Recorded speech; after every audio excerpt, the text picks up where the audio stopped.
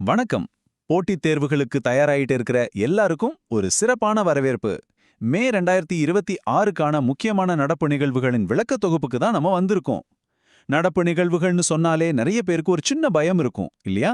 ஆனா கவலைப்படாதீங்க. ஏராளமான தகவல்களை ஒரு முறையான கட்டமைப்போட ரொம்ப ஈஸியா எப்படி ஞாபகம் வச்சுக்கலான்றதான் இன்னைக்கு நம்ம பார்க்க போறோம்.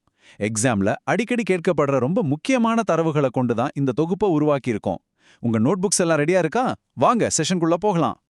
இன்னைக்கு நம்ம என்னென்ன பார்க்க போறோம்னு ஒரு குயிக் அவுட்லைன் இதோ. 1. தேசிய செய்திகள் மற்றும் அமைப்புகள். 2. சர்வதேச உறவுகள் மற்றும் முன்னெடுப்புகள். 3. அறிவியல் மற்றும் விண்வெளி தொழில்நுட்பம். 4.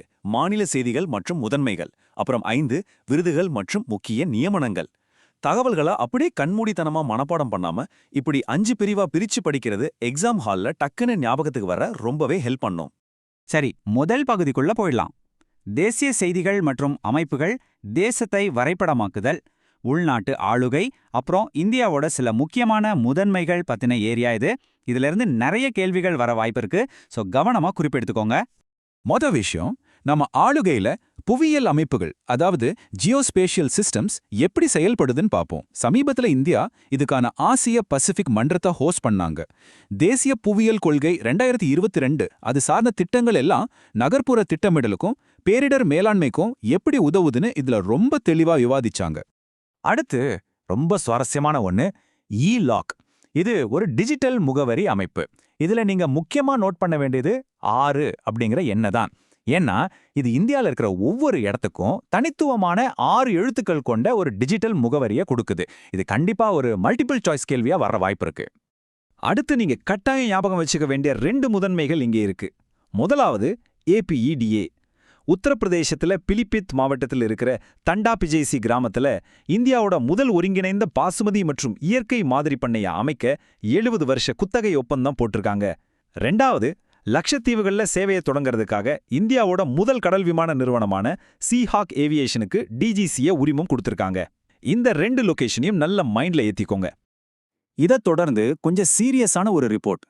2026க்கான அமெரிக்க வர்த்தக பிரதிநிதியோட சிறப்பு 301 அறிக்கை இந்தியாவை முன்னுரிமை கண்காணிப்பு பட்டியல்ல சேர்த்திருக்கு. காப்புரிமை, வர்த்தக முத்திரை, அறிவுசார் சொத்துரிமை சம்பந்தமான கவலைகள் தான் இதுக்கு காரணம். ஆனா இதுல நீங்க புரிஞ்சுக்க வேண்டிய விஷயம் என்னன்னா, இது உடனடியா எந்த தடையையும் கொண்டு வராது. ஆனா கண்காணிப்பையும் வர்த்தக அழுத்தத்தையும் கொஞ்சம் அதிகரிக்கும், அவ்வளவுதான். அடுத்த செக்ஷனுக்கு போலாம்.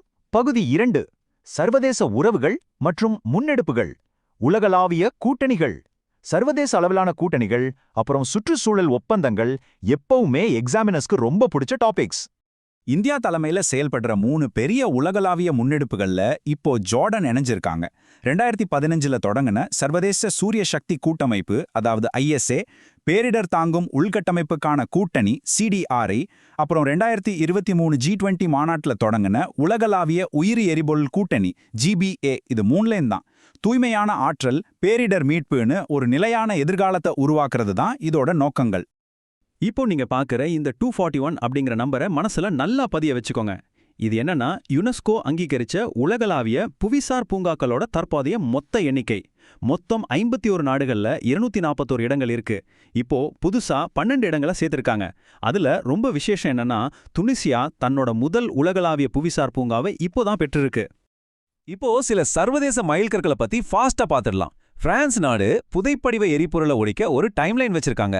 நிலக்கரிக்கு 2030, எண்ணெய்க்கு 2045, எரிவாயுவிற்கு 2050. ரொம்ப முக்கியமான டேட்டா இது. அதே போல பின்லாந்து தன்னோட கொக்கோலா நகருக்கு பக்கத்துல ஐரோப்பாவோட முதல் ஒருங்கிணைந்த லித்தியம் திட்டத்தை தொடங்கியிருக்காங்க. பாதுகாப்புத்துறையில பார்த்தா கொழும்புல இந்தியாவுக்கும் இலங்கைக்கும் இடையான 4வது கடற்படை பயிற்சி INSLNDX 2026 நடந்திருக்கு. கடைசியா மே 5ஆம் தேதி உலக போர்ச்சுகீசிய மொழி தினமா அனுசரிக்கப்படுது. இந்த வருஷங்களையும் லொகேஷன்களையும் மறக்கவே கூடாது. அடுத்து நம்ம பார்க்க போறது பகுதி 3, அறிவியல், விண்வெளி மற்றும் தொழில்நுட்பம். இந்தியாவின் மேல் நோக்கிய பயணம். ஸ்பேஸ் அண்ட் டிஃபென்ஸ்ல நம்ம இந்தியாவோட லேட்டஸ்ட் அப்டேட்ஸை பார்ப்போம் வாங்க. இந்த விக்ரம் 1 ஏவுகணத்தோட டீடைல்ஸை கொஞ்சம் கவனிங்க. இது ஸ்கைரூட் ஏரோஸ்பேஸ் அப்படிங்கிற தனியார் நிறுவனம் உருவாக்குன இந்தியாவின் முதல் சுற்றுப்பாதை ஏவுகலம். இதுல அட்வான்ஸ்ட் 3D பிரிண்டட் என்ஜின்கள் இருக்கு. 2026 ஜூன் மாசம் ஆந்திர பிரதேசத்துல இருக்கிற சதீஷ் தவான் விண்வெளி மையத்திலிருந்து இதை ஏவ திட்டமிட்டிருக்காங்க. நம்ம விண்வெளித்துறையில இது நிஜமாவே ஒரு மாபெரும் பாய்ச்சல். இப்போ ஒரு சின்ன கம்பேரிசன் பார்ப்போம். சிவில் பயன்பாட்டுக்கான இந்த விக்ரம்-1 ஏவுகலம் 3 கட்ட கார்பன் கலப்புடன் திட மற்றும் திரவ உந்துவிசை ரெண்டையும் பயன்படுத்தி 350 கிலோ எடைய அடிமட்ட புவி சுற்றுப்பாதைக்கு கொண்டு போகுது. இது ஒரு பக்கம் இருக்க, இன்னொரு பக்கம் நம்ம DRDO ரீசெண்டா டெஸ்ட் பண்ண நீண்ட தூர கப்பல் எதிர்ப்பு ஏவுகணை 1500 கிலோமீட்டருக்கும் அதிகமான ரேஞ்ச் கொண்டிருக்கு. அது மட்டும் இல்லாம ரேடார்ல சிக்காத அளவுக்கு மாக் 10 அப்படிங்கிற அதீத வேகத்துல பாயக்கூடியது. இந்த மாக் 10 ஹைப்பர்சானிக் வேகத்தை கண்டிப்பா நோட் பண்ணிக்கோங்க. ஓகே, அடுத்த பகுதி 4 மாநில செய்திகள் மற்றும் முதன்மைகள், மைல்கற்கள் மற்றும் சூழலியல். குறிப்பா மாநில அரசு தேர்வுகளுக்கு இது ரொம்ப முக்கியமான செக்ஷன். இது ரொம்பவே சுவாரஸ்யமான ஒரு டைம்லைன். இந்தியாவுல சிக்கிம் இணைஞ்சி 50 வருஷங்கள் ஆகுது. 1242ல இருந்து சோக்யால் முடியாட்சியில இருந்த சிக்கிம் 1950 ஒப்பந்தப்படி நம்மளோட பாதுகாப்பில் இருக்கிற ஒரு நாடா இருந்துச்சு. அப்புறம் 1975ல நடந்த பொது வாக்கெடுப்புல 97% மக்கள் முடியாட்சி வேணாம், இந்தியாவோட இணையிலான ஓட்டு போட்டாங்க. அதை தொடர்ந்து 36வது சட்டத்திருத்தம் மூலமா மே 16 அன்னைக்கு இந்தியாவின் 22வது மாநிலமா சிக்கிம் மாறுச்சு. இன்னொரு சுவாரஸ்யம் என்னன்னா 2016ல உலகின் முதல் முழுமையான இயற்கை வேளாண்மை மாநிலமா மாறினதும் இதே சிக்கிம் தான். அடுத்து குஜராத்ல தீனதயாள் துறைமுக ஆணையம் அமைக்கிற இந்தியாவோட முதல் பசுமை மெத்தனால் ஆலை பத்தி பார்ப்போம். இதுல நீங்க ரொம்ப கவனிக்க வேண்டிய பேரு காண்டோ பவால். இது கட்ச் பகுதியில் இருக்கிற ஒரு ஊடுருவும் புதர்ச்செடி. இந்த செடியை அறுவடை செய்து செயற்கை வாயுவா, அதாவது சின்கேஸா மாத்தி அதுக்கப்புறம் கடல் வழி போக்குவரத்துக்கு தேவையான குறைந்த கார்பன் கொண்ட பசுமை மெத்தனால உருவாக்குறாங்க. எக்ஸாம்ல உங்களை குழப்ப இந்த கேள்வியை கேட்க ரொம்பவே வாய்ப்பு இருக்கு. சோ இந்த செடியோட பேரை மறக்காதீங்க. நம்ம விளக்கத்தொகுப்போட கடைசி பகுதிக்கு வந்துட்டோம். பகுதி 5 விருதுகள் மற்றும் முக்கிய நியமனங்கள். யார் எவர்? நேரடியான கேள்விகளுக்கு ஸ்கோர் பண்ண இது ரொம்பவே ஹெல்ப்ஃபுல்லா இருக்கும். இந்த டேபிள கொஞ்சம் கவனமா பாருங்க. நிதி ஆயோக்கோட புதிய முழுநேர உறுப்பினர்களா ஆர் பாலசுப்ரமணியம் அப்புறம் ஜோரமணியா நியமிக்கப்பட்டிருக்காங்க.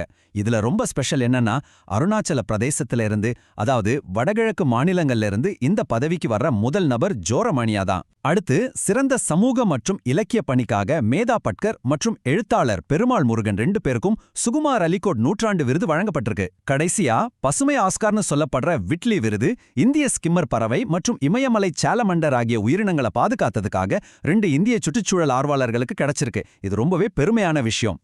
இன்னைக்கு நம்ம நிறைய தரவுகளை பார்த்திருக்கோம். இதையெல்லாம் தாண்டி ஒரு முக்கியமான கேள்வி இருக்கு.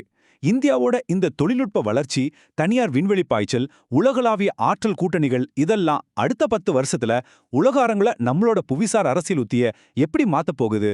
கொஞ்சம் யோசிச்சு பாருங்க. வெறும் மனப்பாடம் பண்றதை தாண்டி இப்படி பகுப்பாய்வு செஞ்சு பாக்குறது கட்டுரை எழுதவும் இன்டர்வியூ ரவுண்ட்ஸ்க்கும் உங்களுக்கு ரொம்பவே கை கொடுக்கும். இந்த ஸ்லைட்ஸை திரும்ப திரும்ப படிச்சு ரிவைஸ் பண்ணுங்க. உங்க எக்ஸாம் ப்ரிப்பரேஷனுக்கு என்னோட மனமார்ந்த வாழ்த்துக்கள். நன்றி.